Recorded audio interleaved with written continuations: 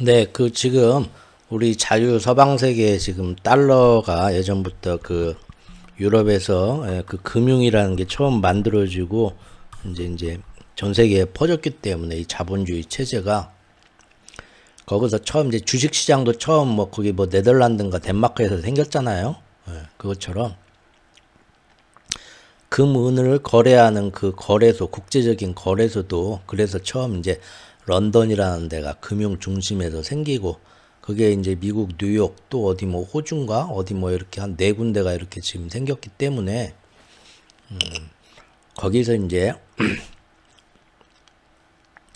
금은 거래할 때 전 세계적인 통용되는 금은 가격을 기축통화인 달러에 맞게 정해 놓습니다. 그래서 날마다 금 시세가 정해지는 건 외국의 그 상품 거래소에서 거기서 정해지는 금 몇 킬로도 아니고 온스죠. 서양의 단위인 무게 1온스에 얼마 달러 이렇게 지들이 정해 놓는 거예요. 그 양놈들이.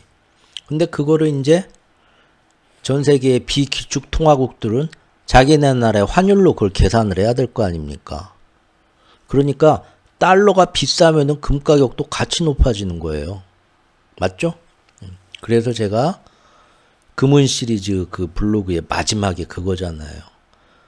우리나라에서 살 때 세금도 빠지고 수수료도 빠지고 또 전 세계의 현물이라는 것은 그거를 주조하고 가공해서 만들면서 사람이 유통하는 그런 비용이 그 안에 들어가니까 금은 거기 딱 달러로 정해지는 전 세계 상품 거래소에서 금 얼마에 1온스에 얼마 정해지는 가격 외에 귀금속이면 세공비도 받아야 하잖아요. 공임.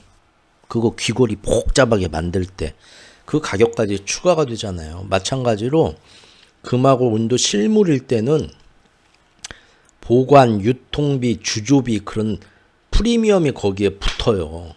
그래서 조금 더 비싸요. 근데 우리나라는 요거를 부가세까지 만들어 놨죠? 세금까지 붙어요. 그래서 훨씬 시중에 금 1온스에 얼마 했는데 금은방 가서 금 주세요 하면 그 가격보다 더 비싸게 뭔가 더 붙어서 사야 돼요. 그러니까 사람들이 살 때도 괜히 손해보는 것 같고 무엇보다도 우리나라 같이 오랫동안 금, 은을 경시하고 금과 은의 서로 가격 경쟁을 하면서 수수료를 적게 받을 11번가 막 쿠팡 그런 데처럼 여러 경쟁업체들이 생겨가지고 자기들끼리 우리 금은 거래소에서 사면은 수수료 진짜 이것밖에 안 받을게요. 여러분들 막 증권사들 서로 경쟁하듯이 그렇게 돼야 되는데 워낙 금은 사는 사람도 없으니까 종로에서 옛날부터 하던 금은방들 이제 걔네들이 힘이야. 그래서 살 때는 비싸게 팔고 아유 급전이 필요해갖고 우리 애기 돌반지라도 가서 팔아야겠네. 이거 얼마나 줍니까 하면은 부르는 게 값이야. 완전 이게 후려친다는 거예요. 아이 얼마 그거밖에 안 줘요? 아 그럼 딴 데 가보시든가. 가봤자 그 동네가 다 그 나와바라서 걔네들이 가격 담합을 하고 있잖아요. 그래서 이건 뭐예요? 살 때 이거 2만 원 주고 사는데 팔라니까 18,000원. 이거 무슨 상품권도 아니고 이게 카드깡이야 뭐야. 짜증이 확 나는 거죠. 그래서 우리나라에서 금은을 현물로 사는 거는 정말 귀금속 선물로 사는 거 아니요. 못하러 그걸 투자 목적으로 산다고? 세상 이런 바보가 없네. 하는데도 사는 이유가 뭐냐? 아주 옛날부터 샀던 이유, 또 그렇게 샀던 사람들 이유가 뭐냐? 바로 시간이 가면서 맨날 언론 뉴스에서 똑똑한 척하는 경제 전문가라는 사람들이 금은은 이래서 사면 안 돼 얘기를 하지만 걔네들도 지들이 계산해 본 적이 없더라 이거예요. 남이 들은 얘기. 아이고 월가에도 저렇게 삐까번쩍한 사람 우리 투자회사에서 제일 똑똑한 우리 선배님이 저렇게 말하고 가만 보니까 주변에서 다 그렇게 얘기하니까 의심을 안 하는 거야. 자기가 계산도 안 해보고 그래서 금은은 사면은 바보다. 전 세계 다 그렇게 쓰는 거예요. 그리고 그게 이제 사람들이 그렇게 전문가라는 사람들이 얘기하고 다 그걸 따라서 확대 재생산하면 거짓말도 진짜가 되는 시대가 오잖아요. 그 사람들이 그렇게 알고 있던 거예요. 그런데 전남 한평군에서 지자체에서 돈을 모아서 황금박쥐를 탁 만들었다. 야이씨 그 돈으로 임마 그 돈으로 차라리 삼성전자 주식을 사지. 이런 지자체 군민들 세금 가져다가 무슨 뻘짓이냐. 저 지자체 군수가 어떤 놈이냐. 모가지를 잘라라 막 신문에서 그 당시 비웃고 난리가 나고 그냥 그랬죠. 그리고 10년 뒤에 다시 기사가 나오죠. 10년 전에 사놓은 금 몇천 돈의 그 황금 박쥐가 지금은 엄청나게 그 어떤 거에 투자한 것보다도 더 금값이 비싸져가지고 와 그때 군수님이 너무 선견지명이 대단했네. 기사에도 나오잖아요. 그럼 이상하다? 그럴 리가 없는데?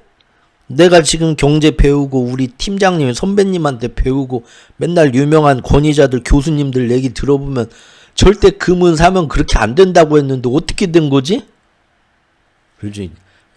항상 모든 사람이 다 얘기한다고 그게 진실은 아닌 거예요. 맞죠? 계산을 해보면 결국은 제가 예전에도 말씀드렸지만 오히려 사실은 종이지폐 가격이 물가가 오르면서 쓰레기가 되는 겁니다. 그렇죠? 막말로 이렇게 생각하시면 돼요. 짜장면. 짜장면 좀 잘하는 집 없나? 집 앞에 짜장면 집은 너무 좀 아시죠?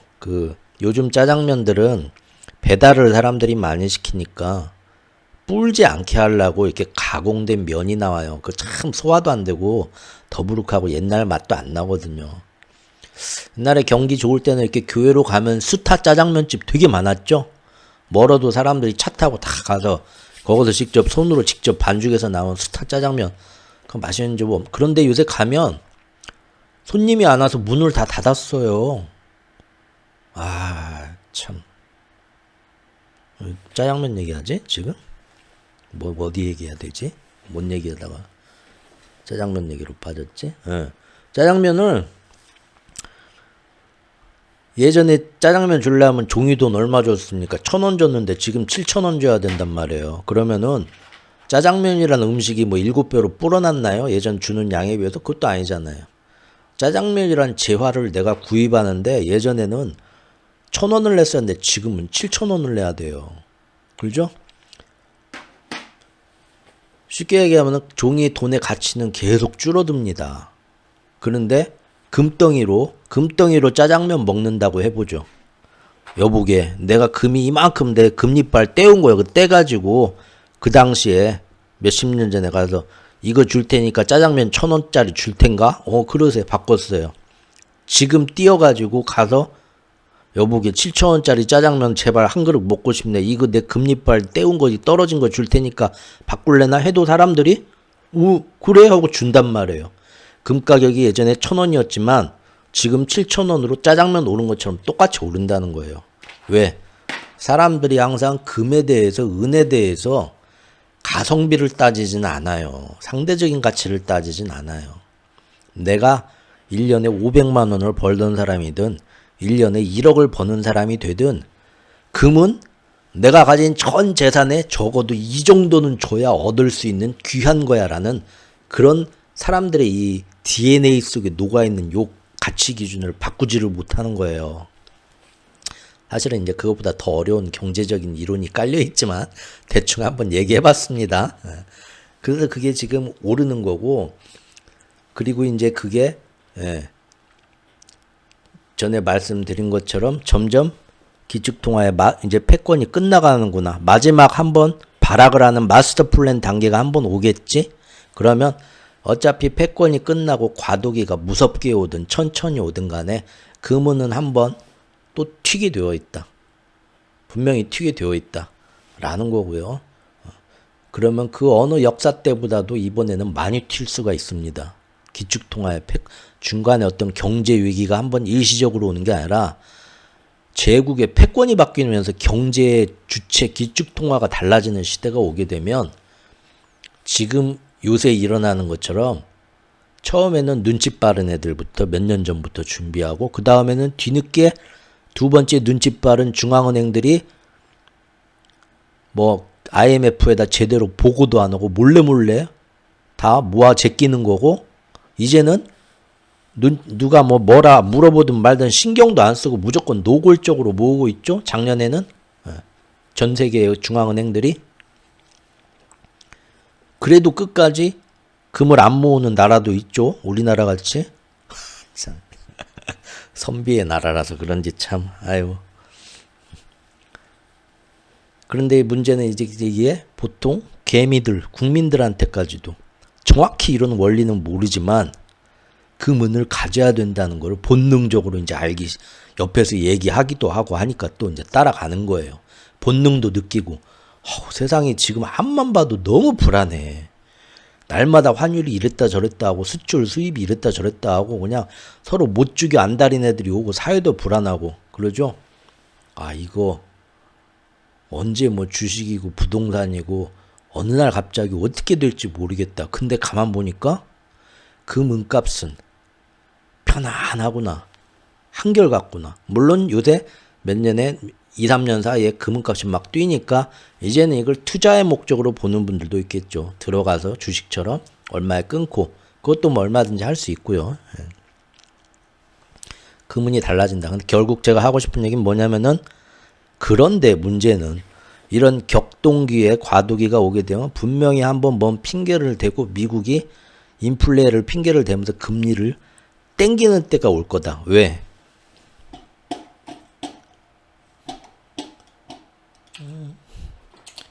왜냐면 페더레이션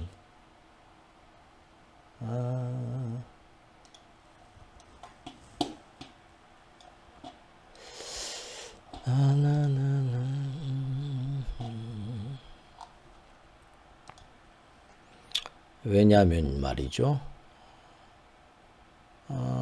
내가 이걸 저장을 안 해놨나?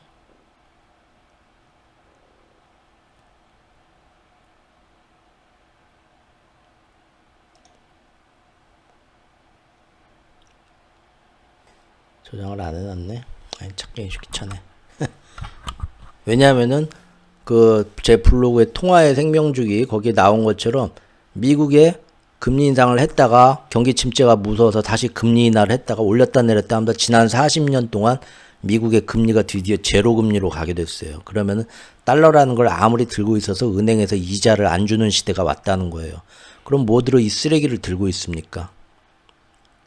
그런 정확한 경제 원리까지는 대부분은 생각을 안 하겠지만 항상 돈을 가지고 투자를 하는 어마어마한 글로벌 스마트 머니들은 그때부터 달러는 안 쓰게 되는 거예요. 가지고 있어봤자 다른 걸로 바꿔서 들고 있으려고 하는 거고, 제가 항상 말씀드리면 왜 부자들은 어느 날 갑자기 세금 안 냈다고 세금 3840 기동대가 집에 들어가면은 은행에 현금만 은행에 이렇게 돈을 넣어놓거나 그런 게 아니라 안에 보면은 금도 나오고 달러도 나오고 금고 열면은 뭔 주식 채권 양도 증서도 나오고 뭐 별게 다양하게 컬렉션이 많죠. 이게 날마다 그거 꺼내보고 화투패 뛰듯이 기분 좋으려고 이렇게 여러 가지를 갖고 있나라고 생각할 수도 있지만, 그 사람들은 본인이 공부해서 알았든 아니면 옆에서 누가 알려줬든 부자들이 원래 그러니까 따라하든 간에 어쨌든 세월이 많은 시간의 격동기가 되면서 항상 뭐 하나 가치가 일정하지 않고 어떨 때는 이게 진짜 돈이 됐다고 어쩔 때는 이게 진짜 돈이 됐다 주인공이 바뀐다는 걸 아는 거예요. 본능적으로 이제 그쪽 계통에 항상 돈 있는 사람들 그쪽 소셜 사회 거기에서 그냥 배운 거죠. 여기는 원래 이렇게 갖고 있구나 하고. 그래서 이번 금은 시대에는 환율이 제가 항상 환율 얘기했지만 1,500원까지도 올라갈 수 있는 거를 오래전부터 저는 봤었잖아요. 1,500원 상단으로 지금 보고 있었거든요.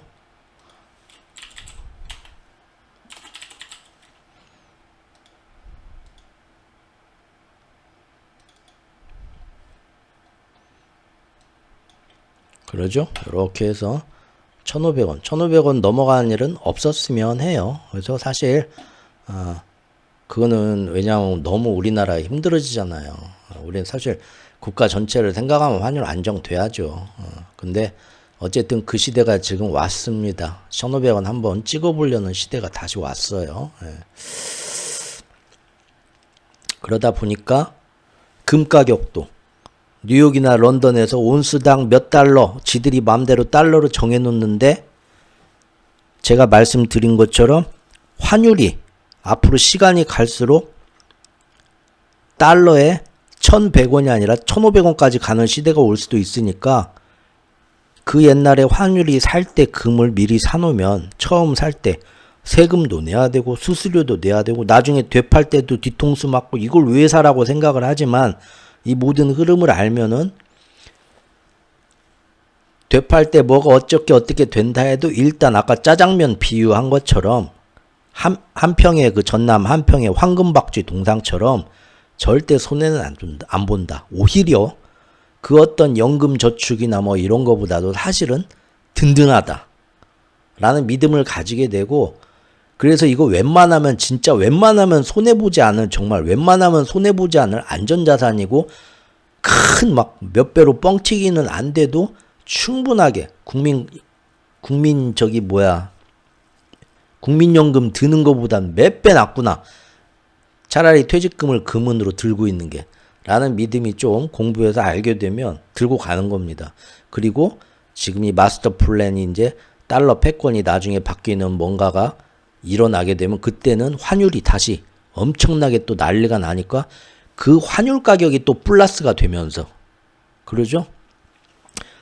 세계에서 금값은 달러 금값이 여기에서 내가 샀을 때보다 몇 년 뒤에 이만큼 올랐는데 그 사이에 환율이 1,100원 하던 게 1,500원까지 오른단 말이에요. 그러면은 환율이 오른 만큼 금 가격은 더 우리나라에서 살려면 더 비싸지는 겁니다. 맞죠?